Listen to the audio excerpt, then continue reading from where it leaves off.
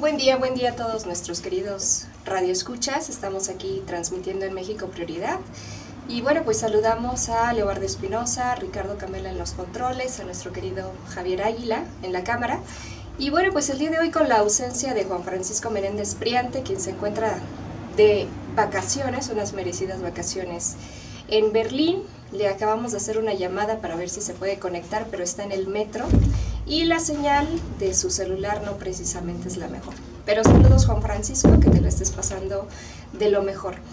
Pues bueno, el formato de este noticiero este día será un poco distinto en virtud de la ausencia de Juan Francisco, pero bueno, retomando por supuesto las noticias más importantes de la semana y el contexto en el que estamos.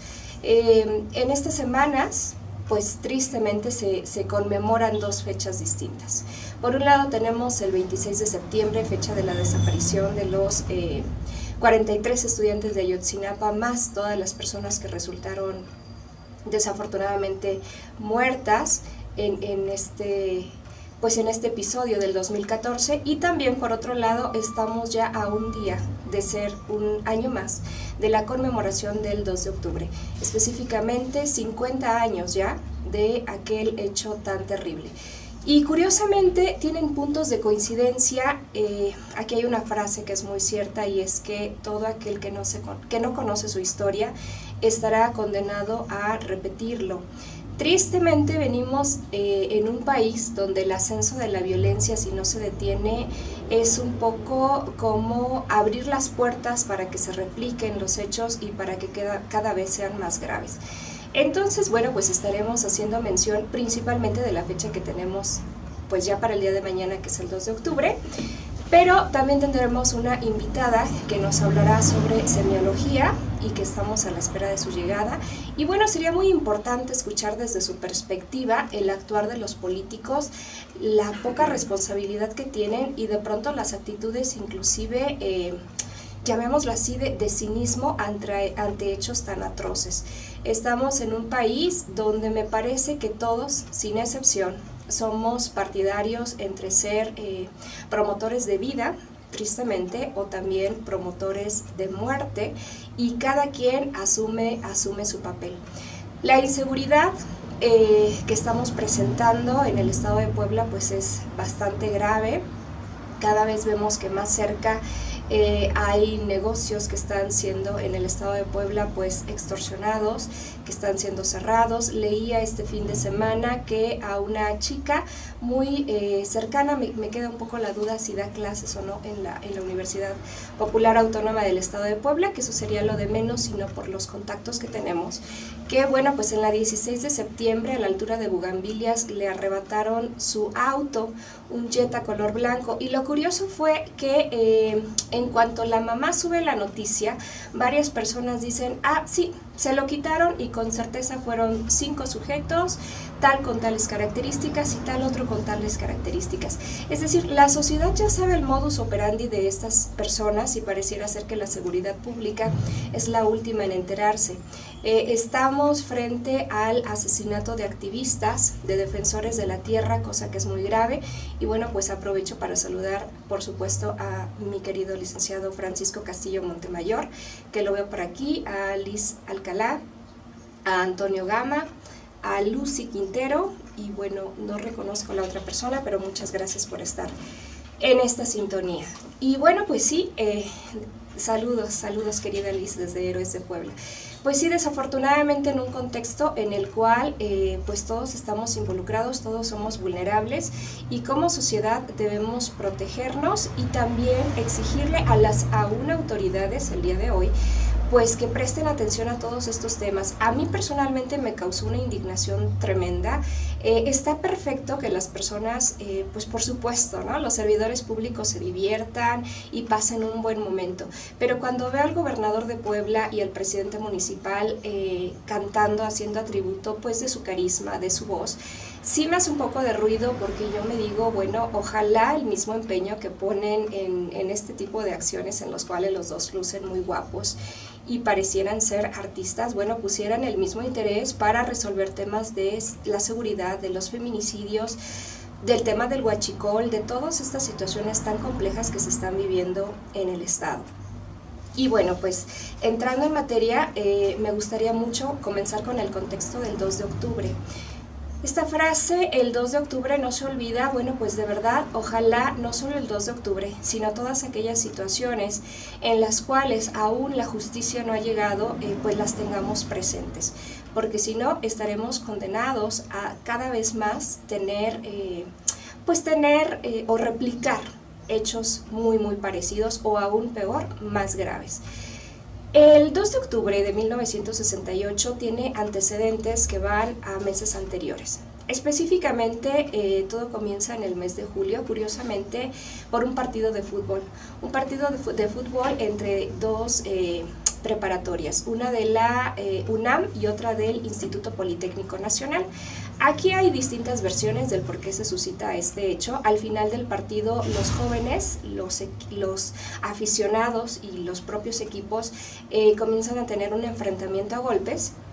Y bueno, pues llega la fuerza pública y se lleva detenidos a algunos de estos jóvenes. Son jóvenes preparatorianos que en una disputa, en una riña de un partido de fútbol, terminan siendo golpeados y detenidos por la policía por el uso de la fuerza pública. Y entonces cuando se enteran los chicos primero del Politécnico, pues lo que piden es la libertad de sus compañeros. Y desafortunadamente esta libertad pues no ocurre, y por el contrario la policía sale nuevamente y reprime a los que están en esta nueva manifestación pidiendo la libertad de sus compañeros y apresa a nuevos estudiantes. Esta situación va en escalada. Piden una serie de cosas. Al principio lo que piden es la destitución del jefe policíaco que ha dado la orden de detener y de golpear a sus compañeros estudiantes. Y en este proceso se van sumando universidades, se une la UNAM y el Instituto Politécnico, pero pues después también se une la Universidad del Valle de México, se une la Universidad Iberoamericana, el propio Tecnológico de Monterrey, distintas universidades públicas en la Ciudad de México. Y bueno, pues es una situación en la cual ellos comienzan a ver que no solamente quieren la destitución del jefe del cuerpo de policía, sino que tienen otras demandas. Y entonces, bueno, estoy un poco abreviando el hecho. Ellos realizan un pliego petitorio en el cual también se pide que se replanteen los planes de estudio, que exigen, ante todo, exigen un diálogo público con el presidente de la República, que en ese momento, por cierto, era un poblano de nombre, tal vez ustedes lo recuerden, Gustavo Díaz Ordaz. Y bueno, pues Gustavo Díaz Ordaz ya había asumido una postura. Estamos en el contexto en el cual el mundo, en el contexto internacional, estaba dividido en dos alas. Aquellos que estaban a favor de Estados Unidos y del modelo neoliberal, y aquellos que estaban a favor de la Unión Soviética y que estaban a favor del modelo comunista y o socialista. Aunque son distintos, bueno, para efectos de este momento los tomaremos como parecidos. Y Gustavo Díaz Ordaz tenía fobia por todo lo que pareciera comunismo. Teníamos ya a un lado, Cuba con el modelo de Fidel Castro, y él tenía mucho temor que los jóvenes, influenciados por la figura del Che y por las ideas soviéticas, pues quisieran instaurar en México un modelo comunista. Entonces, todo esto se sumó a una desinformación que le llegó al presidente y que comenzó a tomar actitudes bastante radicales. El pensar en entrevistarse con esos jóvenes que pedían diálogo público era como una humillación, era un acto al cual él no se iba a prestar porque él era el jefe supremo del país, y sentarse a estudiar con unos jóvenes rebeldes revolucionarios que tenían ideas extrañas, que posiblemente estaban armados y financiados tanto por Cuba como con la Unión Soviética, era impensable. ¿Quién contribuía, por supuesto, a esta desinformación y a este aumento de prejuicios? Pues nada menos que su secretario de Gobernación.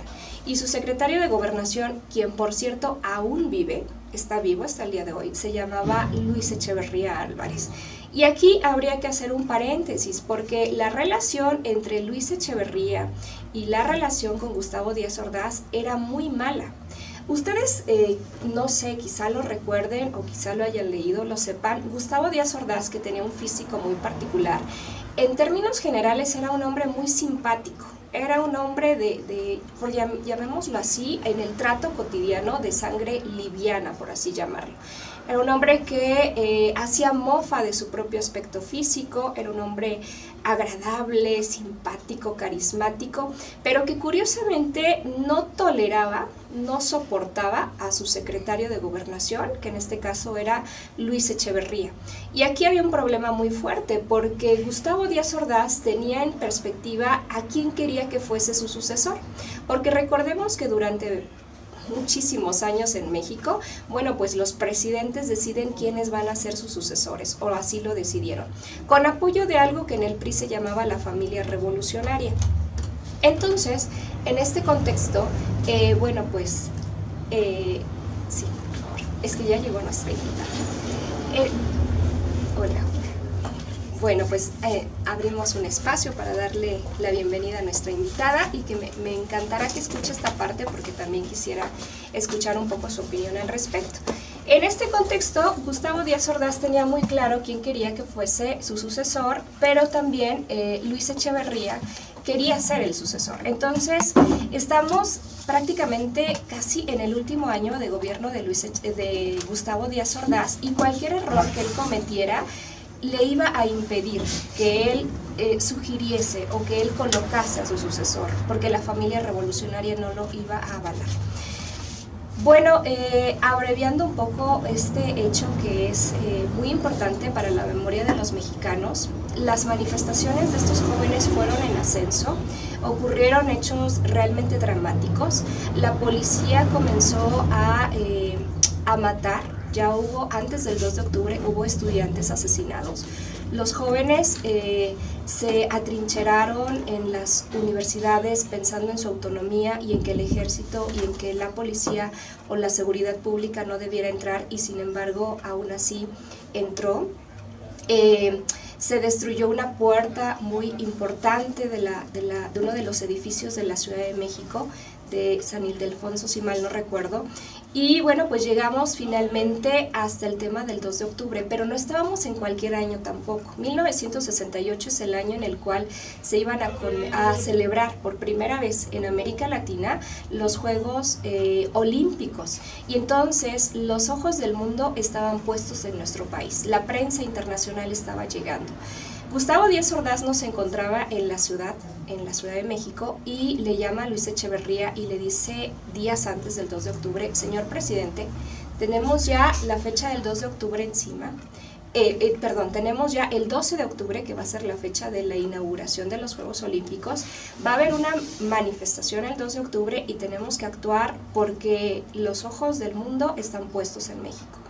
Y la respuesta de Gustavo Díaz Ordaz es, haz lo que tengas que hacer, resuelve esto como lo tengas que resolver. Señor presidente, hago lo que sea, cualquier cosa, pero deténme esta situación.